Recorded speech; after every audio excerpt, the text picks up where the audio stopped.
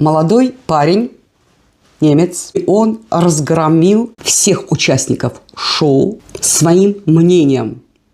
Почему никто не спрашивает нас, хотим ли мы воевать за Украину? Вас ожидает просто гениальное высказывание молодого парня против ХДС, ведущая политику партия Мерца. Этот парень довел журналистку до того, что ей пришлось покинуть это толк-шоу. Он всех там разбомбил. Итак, ребята, начинаем. Поехали!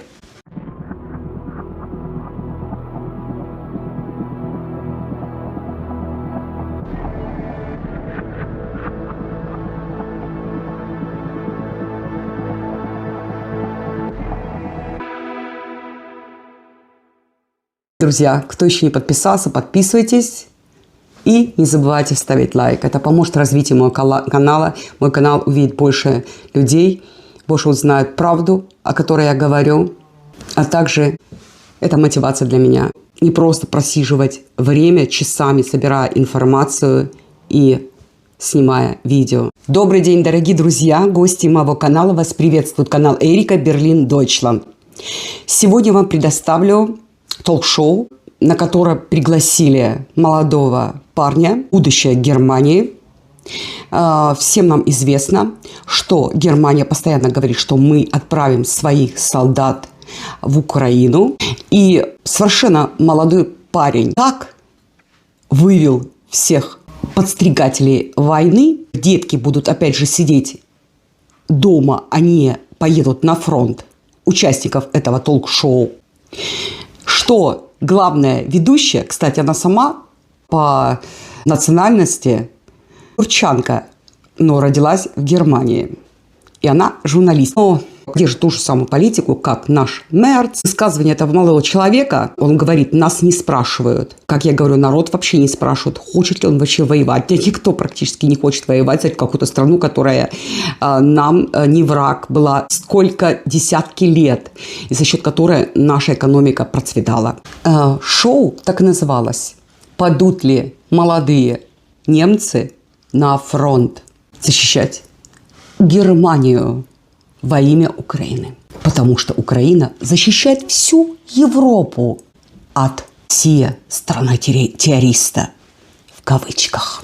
Сегодня просто офигенное толк-шоу, связанное с молодежью, которая высказывается действительно то, что наболело. Мы не пушечное мясо, чтобы отправлять нас на войну. Мы вам нужны только тогда стали, когда мы вам стали выгодны, а вы никогда не думали инвестировать в нас, в стариков, в молодежь, в образование и так далее и тому подобное. Мы первые, кто погибнем. Браво этому парню! И это я не могу принять как молодой человек. Мы должны везде играть роль пожарных. Дадунья Халали снова обсуждает фронт и наземные войска. Достаточно посмотреть на этого ученика слева от нее, и он выходит из себя. И он не только устал от нее, но также от относительно самонадеянного политика от ХДС. И мы знаем, что ХДС с Фридрихом Мейерсом действительно партия мира. В конце концов, даже Халали покинул студию. Ну что она заметила? Что здесь все пошло не так. Кто решает, стоит ли нам на самом деле отправлять наших детей на фронт? Должен ли это действительно Фридрих Мейерс из ХДС решать в одиночку? Или, слава богу, у нас, надеюсь, еще будет в будущем право на участие в обсуждении, как это преподносится в этой передаче. Доброе утро. Приятно, что вы здесь. Большое спасибо. Итак, мы хотим еще раз коротко прояснить один момент. С 2011 года при коалиции черно-желтых федеральное обязательство было приостановлено. Господин Гертнер, что, по вашему мнению, пошло не так? Если мы сейчас говорим об этой новой службе. Но это явно законопроект, который серьезно вмешивается в жизненную реальность молодых людей. И куда бы ни вмешивались в жизненные реалии молодых людей, молодые люди должны быть вовлечены, и там это хорошая демократическая культура.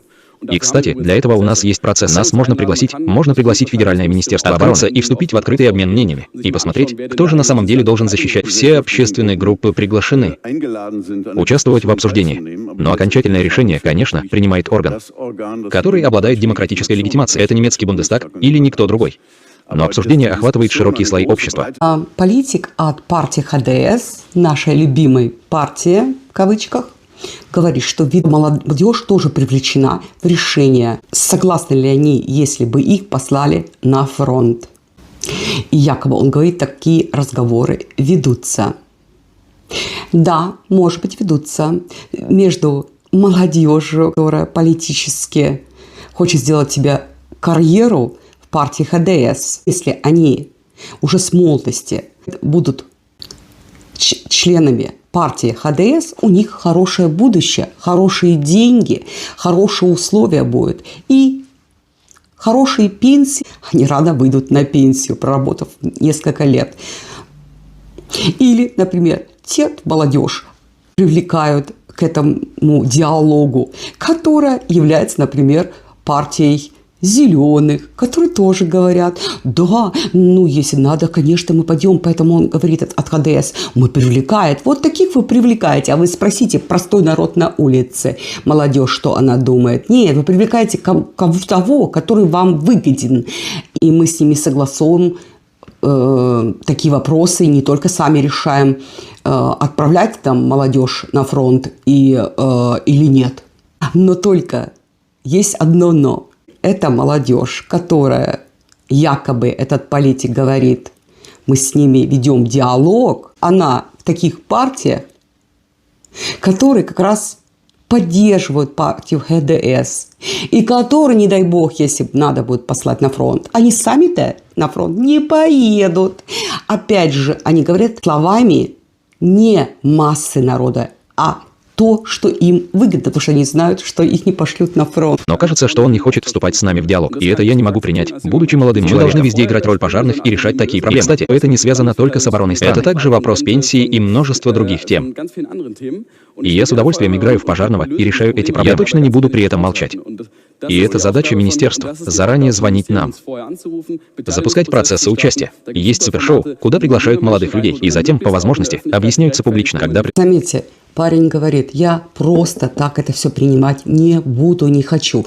Даже он затронул, хотя он молодой парень, не только проблему, что никого из молодежи не спрашивают, хотят ли они идти в армию, хотят ли они принудительно идти в армию, хотят ли чтобы их отправляли на фронт в Украину. Коротко затронул вопрос с пенсиями тоже, потому что молодежь знает, что их не ждут никакие пенсии. Он уже умный парень, он уже сейчас думает об этом, зная, в чего превращается Германия. Спрашивают ли нас, какая будет пенсионная система, которая сейчас уже находится в плачевном состоянии, и деньги с которой разворовываются, опять же, для помощи покупки и поставок оружия в Украину. Пенсионный фонд залезают и вытягивают оттуда деньги. И в этот момент ток-шоу, где действительно спрашивают молодых людей, пойдут ли они на фронт. За это правительство. Это первый случай, когда ученик или молодой человек здесь просто сталкивается с этим высокомерным поведением старых партий, которые снова и снова считают нужным принимать решения над нашими головами. Да, принимать решения, которые на самом деле их самих даже не касаются. Ведутся интенсивные обсуждения, молодое поколение вовлечено. И никто им не мешает участвовать. И парламентские слушания по закону о службе еще только предстоят. И эти парламентские слушания обычно приводят к тому, что туда пригласят экспертов или, возможно, пострадавших. Это решают парламентарии. И это, безусловно, была бы хорошая идея. Также пригласить представителя молодого поколения. Никого не должны исключать. Речь идет не только о молодом поколении. Потому что речь идет о безопасности нашей страны. Для безопасности нашей страны необходимо. Мы должны отпугивать любую враждебность к нашей стране. Для этого мы должны держаться вместе. Для этого мы также должны разговаривать друг с другом. Как говорит этот политик ХДС, нам нужно защищать свою страну, поэтому мы должны решать, в конце концов, об этом. Защищать от кого? Спрашиваю себя, сколько лет мы в мире жили, и раньше жили прекрасно, без евро, без Евросоюза, и жили лучше. Уж я-то прошла это время и жила здесь, и улыбались, и радовались, на все деньги хватало. Без вашего евро, без ваших вот таких политиков, которые мы имеем последние 8 лет. Нет, больше. Еще Меркель, надо не забыть. В конце концов, угрозу представляет не кто-то снаружи, а внутри. Вы сами же, политики, представляете угрозу на простому народу, на котором держится вся эта помощь, разворовывание денег, на ветер выбрасывание на денег, коррупция и мнение нормального народа вас не интересует. Именно. Здесь я должен вмешаться, потому что оборона страны ведь не начинается там, где мы передаем оружие каким-то 18-летним и привлекаем их к национальной обороне, обучая обращению с оружием. Национальная оборона начинается там, где нам нужны молодые и устойчивые люди, которые когда-то поведут страну в будущее. И также будут ее защищать. Раньше годами просто наблюдали, как эти дети, которые теперь должны защищать эту страну, в школах, что туда привнесли, что детям и подросткам стало значительно хуже. Очень плохо жилось. Этот парень в конце концов сказал такие слова, что вы не наблюдали, что происходит в школах, что молодому поколению хуже и хуже и в школах, и в других учреждениях живется, чем раньше. Но когда нужно привлечь их куда-то, мы вам понадобились. И это ведь неправильно. Молодое поколение перегружено и переутомлено. Нам тоже нужно перестать жаловаться. Нам просто нужно знать, что это стоит защищать. То, что мы хотим защищать, то, что мы здесь создали. С момента Второй мировой войны мирное общество, в котором каждый может индивидуально найти свой личный социальный подъем. Минуточку, здесь я должен вмешаться. Он ведет себя так, будто здесь речь идет о защите. Этот политик говорит, нам надо перестать жаловаться. И как Мерц затянут пояса. До какой границы нам надо перестать жаловаться? Когда отключат газ, мы не будем жить в холоде. Когда пенсия будет не хватать даже на половину месяца. Многие уже половина месяца не хватает. Когда квартиры, как сейчас уже, оплачивать невозможно, поэтому коммунами приходится жить или у своих стариков, или молодые люди вместе делают коммуны и живут коммунами. И только из-за того, что сколько она стоит, из-за того, что эти квартиры розданы беженцам, иммигрантам, которые привозят с собой по 10-12 детей и которым в первую очередь раздают квартиры, и которые они не платят, а платят опять же мы, простой народ. Мы должны быть гуманными, мы должны помогать всем, но только не помогать своим. И как Мерц затянут пояса. До какой границы нам надо перестать жаловаться? Когда отключат газ, мы не будем жить в холоде. Когда пенсия будет не хватать даже на половину месяца. Многие уже половина месяца не хватает. Когда квартиры, как сейчас уже, оплачивать невозможно, поэтому коммунами приходится жить или у своих стариков, или молодые люди вместе делают коммуны и живут коммунами. И еще такую квартиру надо найти. Не только из-за того, что сколько она стоит, а из-за того, что эти квартиры розданы беженцам, иммигрантам, которые привозят с собой по 10-12 детей и которым в первую очередь раздают квартиры, и которые они не платят, а платят опять же мы, простой народ. Мы должны быть гуманными, мы должны помогать всем, но только не помогать своим. Мы должны молчать и терпеть все. Для кого? А почему вы, политики, не терпите? Почему вы поднимаете свои диеты, это значит свои зарплаты каждый год? Почему вы улучшаете строите больше своих вилл? Почему вы дарите виллы своим детям, как недавно подарил Мерц своей дочери за 8 миллионов новую квартиру или дом. Даже пользуете вертолеты и самолеты в личное пользование, возя свою семью куда-то. И это все знают. Взворовывайте тоже деньги. А мы должны молчать, которые вас оплачивают. Борис Писториус, кстати, ваш коалиционный партнер, уважаемая ХДС. Не стоит забывать именно сейчас. Вы ведь добровольно выбрали его. Он же говорит, что мы должны стать готовыми к войне. А о Фридрихе Мерце я уже слышал из разных источников. Он якобы даже собирается построить самую большую армию Европы, чтобы сейчас защищать Германию. Так что же здесь на самом деле за план? И у меня ощущение, что у ученика внутри все бурлит. Да, они могут с удовольствием идти на фронт первыми. Нужно высказывать свое мнение. И если мы не хотим быть пушечным мясом. Нам нужно задать себе вопрос, хотим мы этого или нет. Если мы хотим это сохранить, нам нужно держаться вместе. Тогда нам нужно стать вместе устойчивыми. И тогда востребованы будут не только молодые, которых, возможно, в будущем призовут на военную службу, но и взрослые родители тоже подключаются, а также наши служащие. Здесь мы можем начать и сказать, что мы критическая инфраструктура, как инвестируем в молодых людей, а не только тогда, когда они должны прийти в Бундесвер, а уже раньше. В Бундестаге мы приняли решение выделить 500 миллиона евро на оборону страны. Там должно быть не менее 50 миллиардов, которые мы можем вложить в устойчивость, выносливость и эффективность молодых людей. И я имею в виду, что мы должны напрямую вкладывать средства в школы. Вся эта тема национальной обороны начинается не только тогда, когда нам нужно брать оружие и идти в бой. Парень правильно сказал.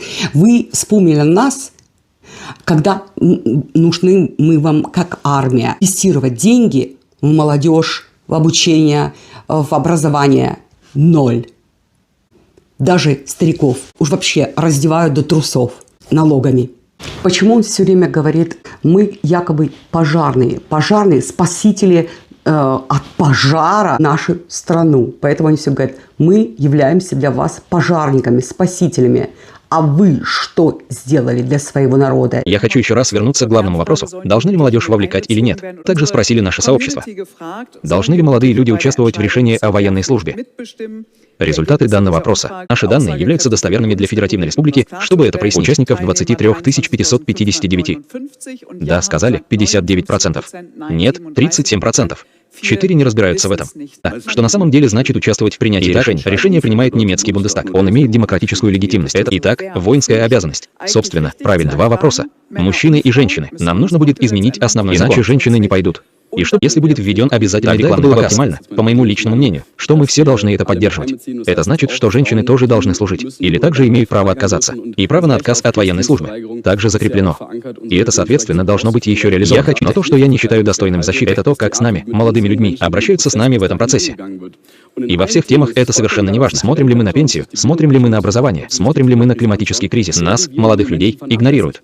Нам разрешают играть в пожар, мы можем решать их проблемы, но мы ничего от них не получаем. Поэтому я хочу уточнить. Тогда нам также нужно инвестировать в молодых людей. Здесь никто не исключается из дебатов или из процесса принятия решений. Все участвуют.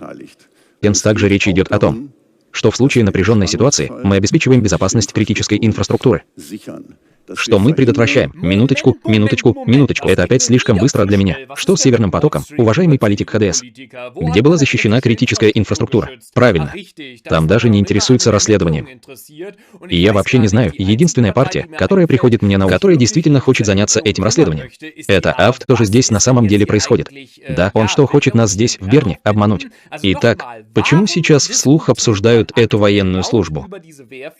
Почему теперь частично рассматривают вопрос о сухопутных войсках? Ты думаешь, за этим может стоять что-то иное, кроме обороноспособности? Мы все участвуем в этих дебатах, и каждый принимает свое решение. Да, если бы так было. Сказка и бредни. Мы знаем это все по Украине.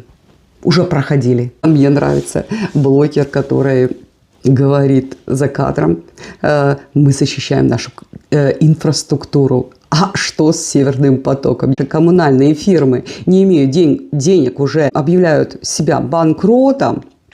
Может представить, потому что у них такие фирмы, которые в принципе никогда бы не прогорели, сдают квартиры, не могут обеспечить газом, так как недостатки газа за те деньги, которые им приходится этот газ покупать из-за наших политиков. Ну, мы принципиально не возьмем российский газ. А Франция, пожалуйста, покупает на миллиарды газ.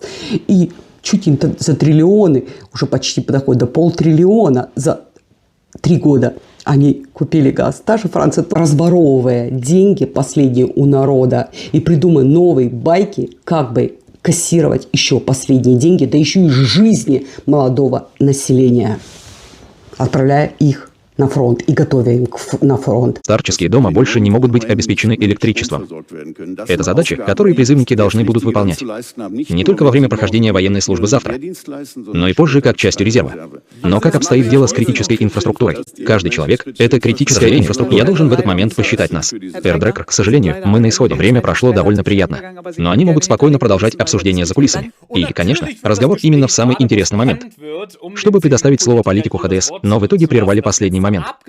Мне всегда смешно слушать, что именно приглашен был тоже участник от партии мира, ХДС, партия мира, которая хочет отправить своих детей, ну, своих, конечно, нет, это же идентично с украинскими политиками и олигархами. Они все, конечно, имеют вариант Б уехать куда-то, но наших солдат, не спрашивая, пожалуйста, на фронт. Самое главное, я еще как-то еще могу понять причину участия в начале особенно войны, может быть, участие украинцев в войне.